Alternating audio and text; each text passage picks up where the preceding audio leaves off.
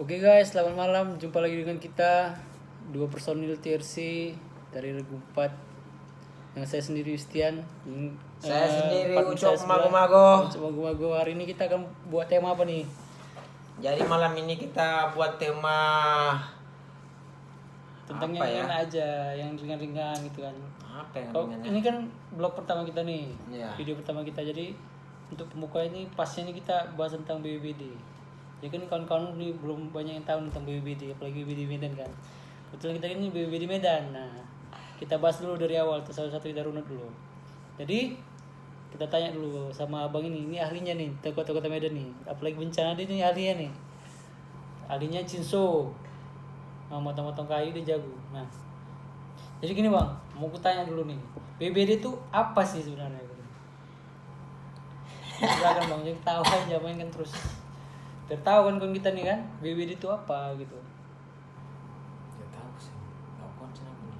Iya, panjangannya lah, ada kepanjangannya apa? BPD itu Badan Penanggulangan Bencana Daerah. Nah, Badan Penanggulangan Bencana. Nah, orang kan pasti tahu tuh langsung bencana. Jadi, apa ngapain ketika bencana gitu loh? Jadi kalau pas ketika bencana yang dilakukan ya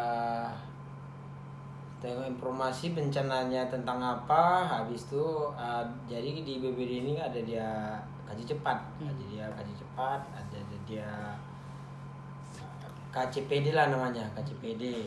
KCPD, Jadi, KC itu kaji cepat. kaji cepat. PD itu pelayanan darurat. Siap, pelayanan darurat. Apabila ada terjadi bencana di Kota Medan nih, yang duluan berangkat ke lokasi bencana itu KCPD. Oh gitu ya. Berarti KCPD ini artinya berkolaborasi lah ya, kerjasama gitu. Iya, kerjasama. Di lapangan tuh orang Di berdua, lapangan. KCPD. Jadi Di lapangan. Jadi orang itulah yang berangkat dari kantor ke tujuan lokasi bencanaan. Misalnya bencana kebakaran, misalnya tentang banjir. Misalnya kita ambil contohnya banjir. Jadi banjir orang itu udah berangkat ke sana, orang itu menengok situasi dan kondisi di sana. survei lah ya, survei lapangan gitu ya. Survei lapangan. Apakah ini termasuk kategori bencana atau enggak gitu? Iya. Oh gitu ya, siap. Jadi di sana pun orang itu harus cepat tanggap, tangkas dan tangguh. Oh gitu. Jadi kan bang cepat nih, oke. Ketika mereka sampai nih di lapangan nih, KCPD jadi. Oh iya. Yang pertama kerja tuh KC-nya dulu apa PD-nya dulu, dan setelah itu kalau misalnya KC-nya itu kerja duluan, apa yang dilakukan KC itu? Jadi yang pertama bekerja itu KC. KC. Dia untuk mengkajinya itu untuk menginformasikan, untuk mengambil data di lokasi itu, misalnya banjir. Jadi banjir itu dia harus cepat mengumpulkan ke kantor apabila apa yang perlu secepatnya dibutuhkan. Misalnya udah air semakin tinggi, semakin lama semakin tinggi, berarti dia otomatis harus melaporkan ke kantor. Artinya KC itu melaporkan situasi terkini di lapangan. Ya, betul. Tentang status, misalnya contohnya banjir tadi, tentang status ketinggian air di tempat kejadian gitu kan. Oke. Berarti setelah KC memonitor, selanjutnya pelayanan darurat itu ngapain?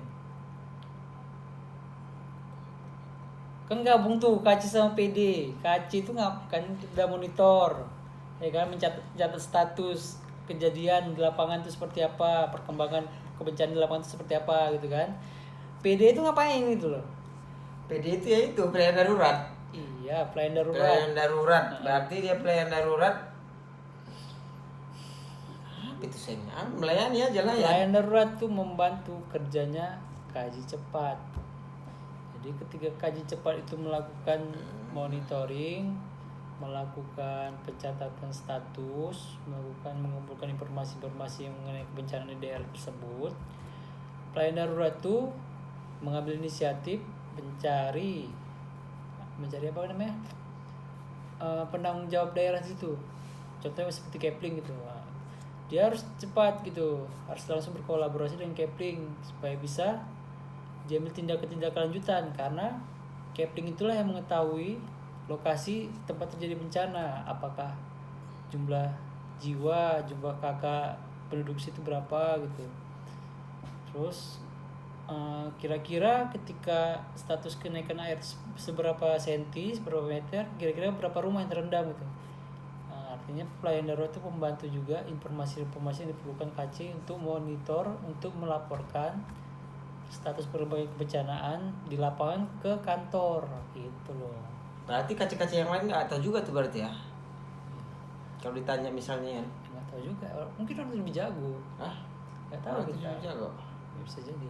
Nah, setelah KCPD melakukan kaji cepatnya di lapangan, nah, informasi itu kan sampai tuh ke kantor. Nah, di kantor tuh ngapain? Siapa yang mengelola data-data itu? Jadi di kantor tuh dia dialihkan ke operator. Operator Pusdalop, pusat pengoperasian data. Pusat pengoperasian data. Oh gitu. Jadi setelah dikumpulkan nih info-info atau data-data dari KC tadi sama Pusdalop, kemudian Pusdalop itu mengolah data tersebut. Olahannya itu dalam bentuk apa gitu? Apa aja yang dilakukan? Si Pusdalopnya, operatornya. Si operatornya. Kau yang jawab, aku pula. Nah, kita ini interview dia enggak. Jadi ketika data-data yang sudah dikumpulkan KC di lapangan itu sampai ke Pusdalop, sampai ke operator Pusdalop. Nah, kemudian operator Pusdalop itu punya tugas satu mengumpulkan data-data yang tadi, contoh hari, biasa kan hari, tanggal, waktu, terus lokasi kejadian, terus misalnya bencananya itu apa, jenis bencananya, banjir kah, kebakaran kah. Nah, setelah status itu tahu, terus status di lapangan, contoh banjir berapa meter kenaikan gitu, terus perkembangannya tiap waktu berapa, di input tuh datanya. Kemudian jumlah korban terdampaknya tuh berapa kira-kira. Nah, dan yang paling penting itu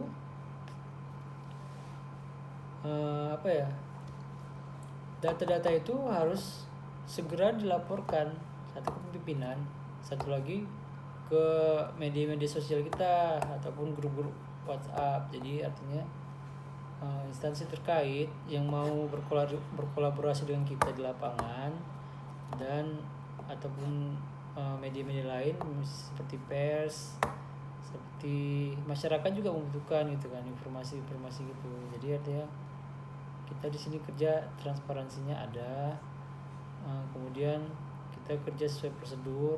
Jadi manakala jadi sesuatu tidak diinginkan, kita bisa tahu arahnya kemana gitu. Jadi sistematis kerjanya itu jelas gitu, nampak. Artinya kita kerja, bukannya kita nggak kerja gitu. Itu selalu tuh kita buat tuh ya seperti itu gitu loh. Udah oke, Pusdalop selesai. Kemudian setelah itu apalagi yang dilakukan? Contohnya ini udah diterima Pusdalop nih, operatornya udah udah buat laporan bahwasanya ini perlu bantuan gitu. Terus apa lagi yang dibuat tuh? Pusdalop operator nih kasih kemana lagi gitu? Danru. Okay. Jadi kalau misalnya tidak terjadi bencana ya Danru otomatis turun tangan. Danru itu melapor, minta petunjuk sama atasan, siapkan perahu, siapkan peralatan, siapkan semuanya. Misalnya banjir itu dampaknya luas, jadi dampaknya luas. Kalau diperkirakan airnya itu lama surut, jadi otomatis Danru memerintahkan anggota yang lain untuk mendirikan tenda dapur umum. Gitu ya.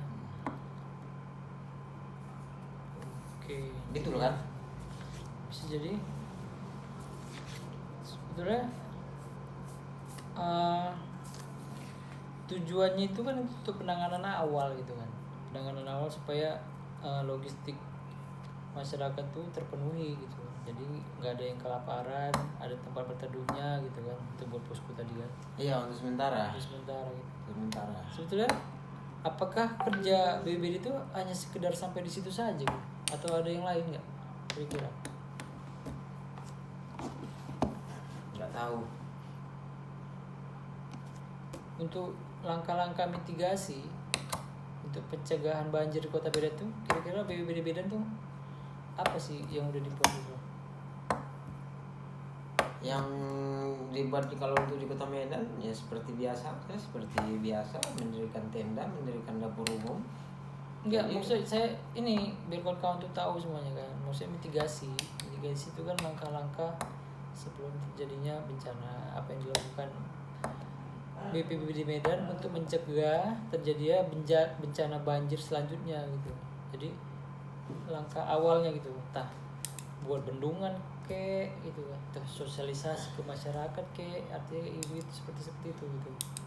Jadi kalau untuk saat ini, kalau untuk bendungan belum ada ya. Tapi kalau untuk sosialisasi udah sering ya. Mungkin udah tiap minggu udah sosialisasi naik perahu ke masyarakat situ pakai ini. Jadi bang untuk normalisasi sungai ini kan, jadi kan untuk alur sungai di Medan ini kan biasa kita monitor ada 5 tuh. Jadi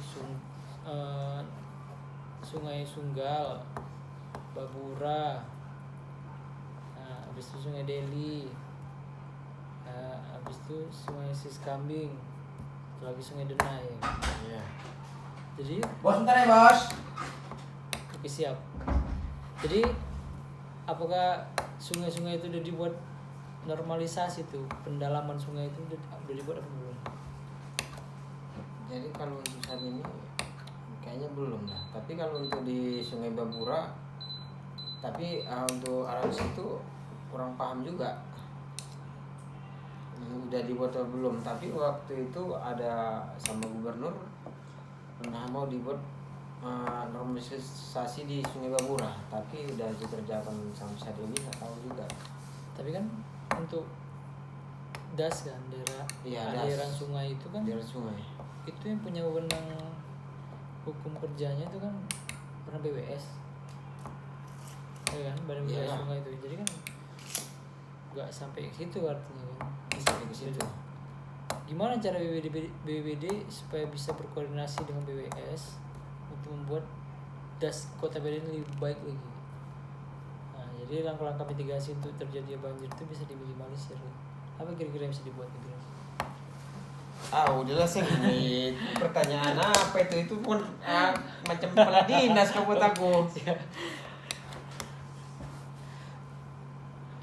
Jadi itu dulu kira-kira untuk pembahasan tentang BPBD. Nah, secara singkatnya BPBD itu dalam penanggulangan bencana itu ada 3 bidang utama.